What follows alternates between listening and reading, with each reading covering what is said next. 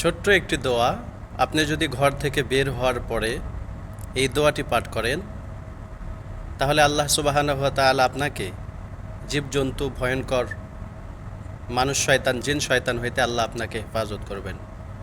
বিশেষ করে সাপ বিচ্ছুর কামড় থেকে আল্লাহ পাক হেফাজত করবেন। সেই দোয়াটি হলো, আউযু বিকালিমাতিল্লাহি তাম্মাতি মিন শাররি মা খলাক। আউযু বিকালিমাতিল্লাহি তাম্মাতি মিন শাররি মা খলাক। এই দোয়াটি আমরা ঘর থেকে বের হয়ে, বাড়ি থেকে বের হয়ে পাঠ করব।